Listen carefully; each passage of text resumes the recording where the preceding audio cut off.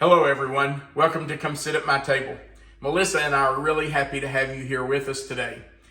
Now, in Kentucky, it's a little bit of a gray, dreary, rainy, stormy day.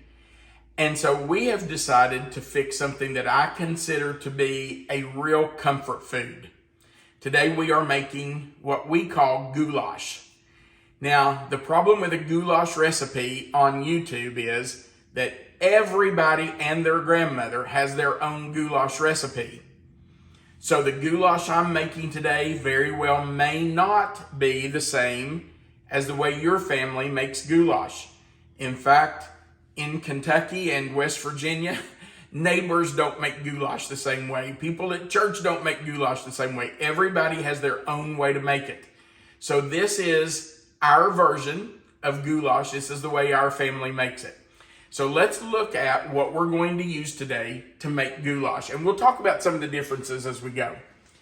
We are starting with some hamburger. I normally use around 2 pounds, but I could not find 2 pounds at our store this morning. So I've got a little bit over 2 pounds and that'll be fine. But anywhere between 1 and 2 pounds of hamburger is about right for this recipe. We also are going to use 1 medium onion that is chopped, 1 green pepper that I have chopped, and you can see I have not chopped it fine. It's kind of a medium dice because you don't want those to disappear into your goulash. You want to be able to see it. I also have 1 pretty good sized tomato that we have diced up. We're going to use 1 can of chili beans. Now this is where you can start seeing some differences. A lot of people use different types of beans. Some people use kidney beans or Great Northern beans or all kinds of beans in their goulash. A lot of people don't put any beans in their goulash. They just don't use beans at all. But I like chili beans and I do drain and rinse them before I put them in. So the beans is totally optional. You can use them, you can leave them out, you can use the kind you like best. But we use chili beans. We also have a small can of tomato paste. I believe it's a 6-ounce can of tomato paste, a 29-ounce can of tomato sauce, and then we're going to use about 2 cups of tomato juice, and I'm using our home canned tomato juice. If we feel like we need a little more than 2 cups after it's finished, we can add it. And I feel like goulash is always better the second day, but sometimes the pasta in the goulash will soak up a lot of the juice, and you may have to add a little more tomato juice the second day if you feel like you need it. Goulash is not something that's going to be super liquidy, thin. It's going to be a little bit thicker. A lot of people wonder what the difference is between goulash and chili. In my opinion, chili is a lot, it's soupier, it's more liquidy, where goulash with the pasta in it is a little bit thicker. It does have a lot of the same ingredients, but there is a little difference in it. One thing is that in chili, you add chili powder and chili seasoning. You don't do that in goulash. I do add a little bit of seasoning, and we'll talk about it next. Okay. I'm also going to add a can of Rotel. Now, a lot of people do not add Rotel tomatoes because we've already put in tomato paste, tomato sauce, tomato juice, and a diced tomato. I think the reason most people use a can of Rotel is for the flavor. A lot of people use the original, which is the medium heat, or the hot because they like the heat in it. We don't, so I use the mild, but I still do go ahead and add a can of Rotel. Now here's where the spices start. I use a couple of tablespoons, 2 tablespoons of spaghetti seasoning. In chili, I use a pack of chili seasoning. So it's a little different, it's got a little different flavor. I also use 2 teaspoons of garlic powder and 2 teaspoons of Italian seasoning.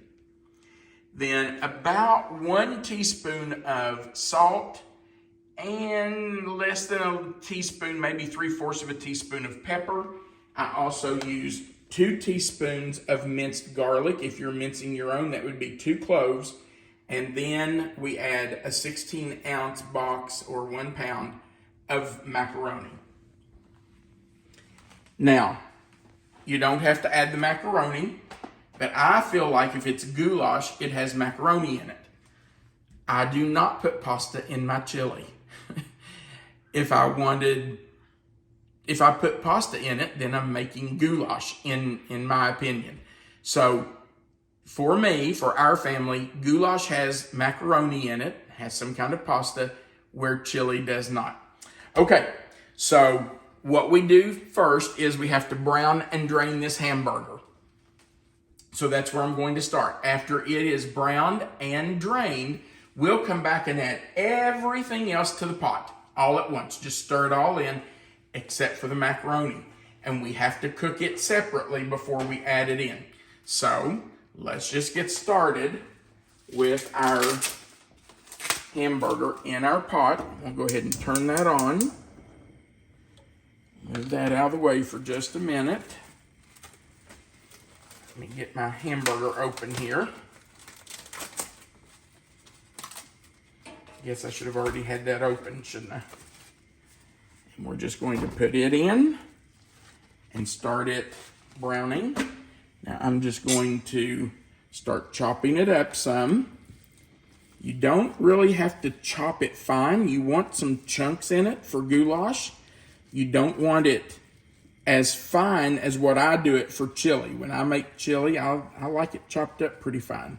But for goulash, it can be chunkier. Goulash is kind of a chunky dish. You'd probably notice that I chopped my peppers larger than I normally would. My tomatoes are in big chunks because you don't want those just to cook away and not be able to see them. And my onions, I diced kind of a medium dice. So we're going to let this hamburger cook, and then we'll drain it, and then we'll add everything else. Our hamburger has been browned and drained, and now we're just going to add everything else except the macaroni. So in go the green peppers and the tomatoes. We'll put in the onions. And I will drain and rinse the beans. Now, we were talking about the beans earlier. I don't always use beans. Sometimes I do, sometimes I don't. A lot of people always use beans. Some people never use beans. But I'm one of those people that I add them if I have them in the pantry and I feel like putting them in that day. But I don't always do that. I do know somebody who always adds kidney beans, and I'll just tell you, that is not my thing. I do not care for the kidney beans in it. All right, so that goes in. We need to put in our tomato sauce. Unless I'm going to step behind you and grab a spatula. Okay.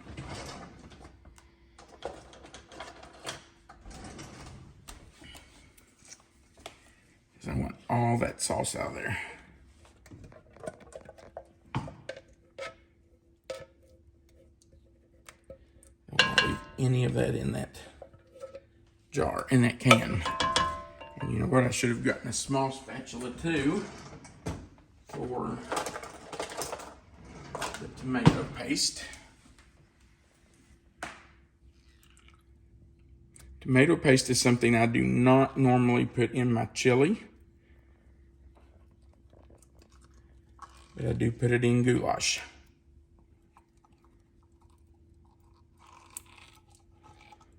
Okay. Scrape that all off there.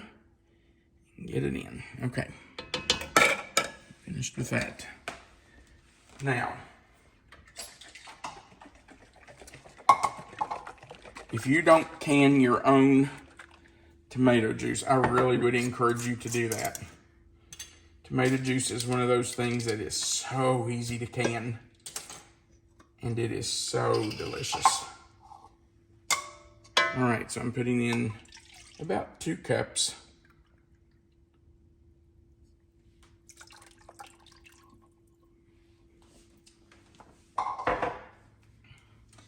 In go our Rotel tomatoes. 2 tablespoons of our spaghetti seasoning. Okay. And we'll start with our other spices, if I can get them open. About 2 teaspoons of garlic powder, not garlic salt, garlic powder.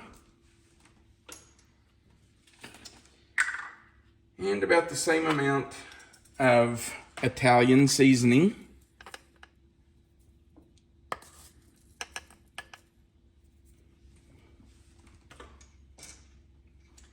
Then 1 teaspoon of salt, 1 teaspoon of pepper, and I use about 2 teaspoons of garlic, or 2 cloves minced if you're doing your own. Now, we're just going to stir that together and let it come up to, we don't want it to come to a boil, you just want to kind of heat it. You can see it's pretty thick, and as it cooks, it's going to get even thicker. It already smells so good, doesn't it? Oh my. I wish there was some way for people watching to be able to smell what we're cooking. I saw a comment that somebody made on another video that said, if I could reach through the screen with my fork, I would take a bite of that. Wouldn't that be awesome? Better than delivery. Okay, so you can see that this is pretty thick. It's not like what we consider chili, that is much looser and thinner, more like a soup. This is thick and chunky.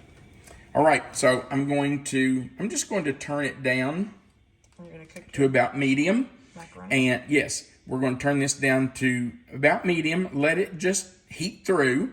Let it start to cook and those flavors meld. And we're going to cook our macaroni. So, Melissa, if you'll just stay right there and let me grab, well, we can't stay until this water comes to a boil.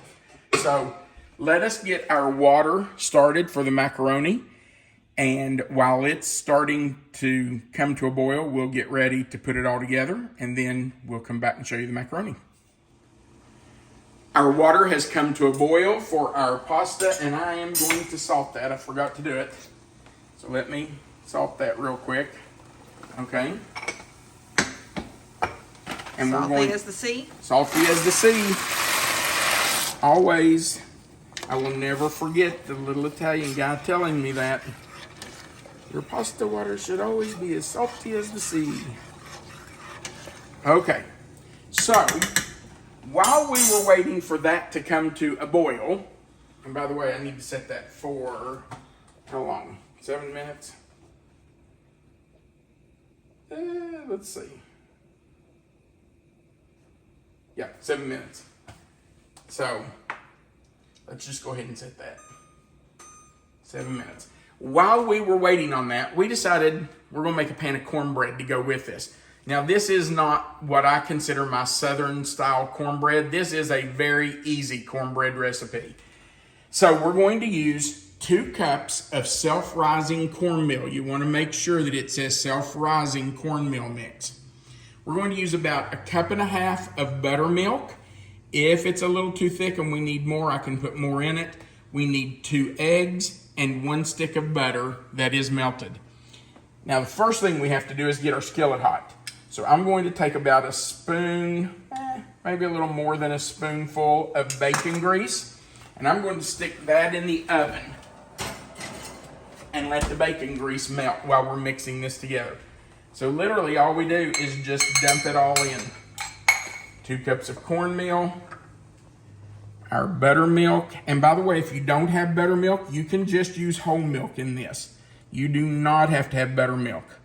Whole milk works just fine. If you don't have buttermilk and you want buttermilk, but you do have whole milk, put 1 tablespoon of vinegar in your measuring cup and fill the cup up with your whole milk. Let it sit for about 5 to 10 minutes and that whole milk will turn to buttermilk.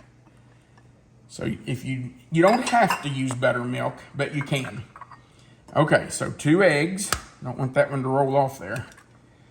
So we're going to break those into our bowl and add them. We don't want to break it right into there because I could get a piece of shell. So we always break it into a separate bowl and then add it. Not that I would do that, but I have done that. Okay, now all we have to do is stir this up, whisk it up together, and we're ready to put it in our pan. Now this does not make a huge amount of cornbread, but it's more than enough for Melissa and me. This amount would probably make 6 good pieces of cornbread. And with goulash, we will probably have 1 each. One of us might have 2 pieces.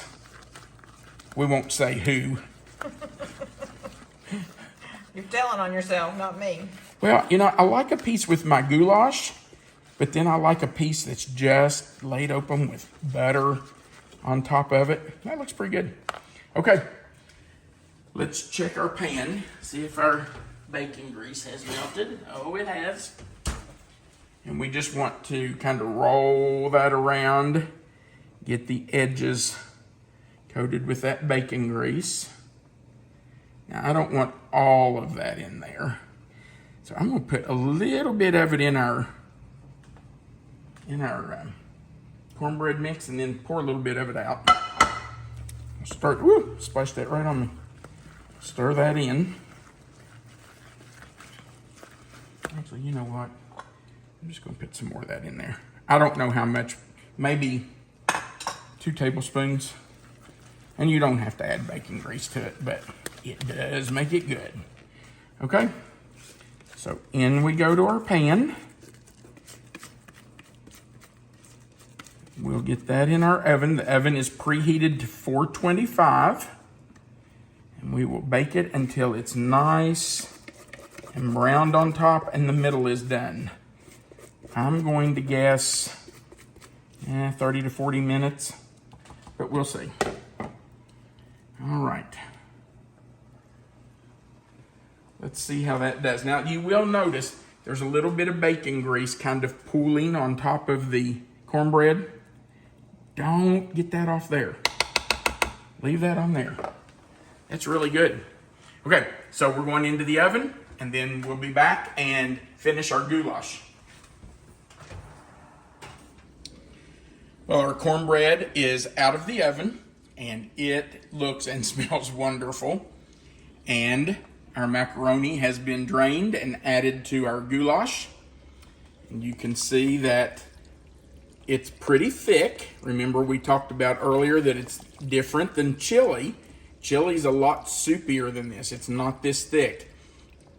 Now, if you'll remember, when we added the tomato juice, we added 2 cups, which was about half that quart. And I said, save the rest of this tomato juice because you may need it once you add the macaroni. It may soak up some of that juice and you may need more of this tomato juice. And sure enough, after I stirred in the macaroni and it set for a few minutes, it did start soaking up what liquid was in there. So I did add the rest of that quart. So in the written recipe below this video, Melissa will put that we used 1 quart of tomato juice.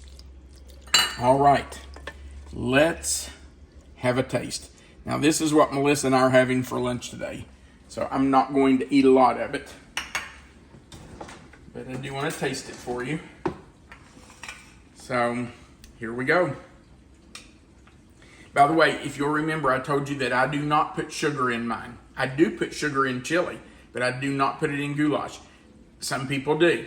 If you feel like it needs 1 or 2 tablespoons of sugar just to kind of cut the acidity, you can do that, but we do not.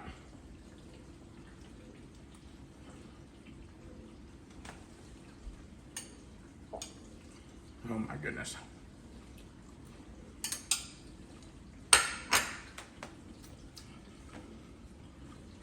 That is Southern comfort food at its best. While this was cooking, we were stirring in the macaroni, fixing the cornbread. Melissa said that her mom made goulash a lot when they were growing up. My parents did too. I think that's because it was affordable. It mostly used things you had on hand, and especially in the summer, you had onions, peppers, tomatoes in your garden. So it had ingredients in it that you didn't have to go to the store and buy. You could use things right out of your garden. So this is an old recipe. And look at that cornbread. Oh.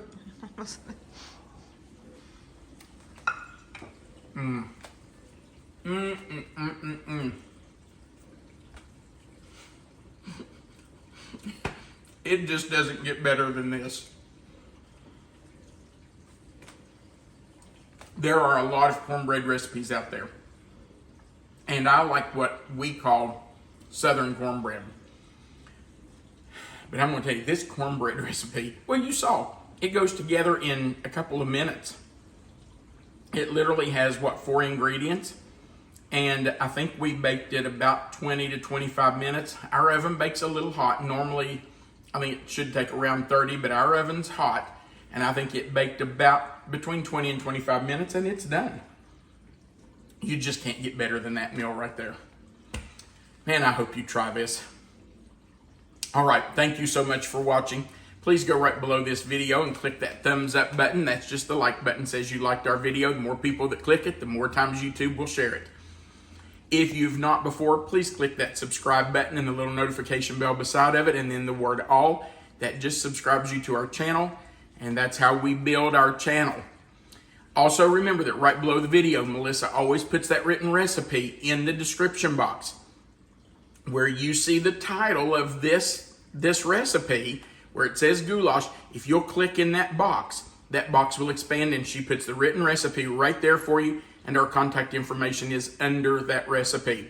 And then, of course, there's a place at the bottom for comments, and we always enjoy reading your comments. So please feel free to leave us a comment. In fact, if your family makes goulash a different way than our family does, leave us a comment and tell us how you make it. What do you do different? You might do something that I want to try, because I'm always willing to experiment with a recipe. So if you do something that's very different from what we do, let us know. Just post a comment below and let us know what it is, and we might just try your recipe. Thank you again for watching our video. We appreciate it. We want you to remember that you are always welcome to come sit at my table. Have a great day.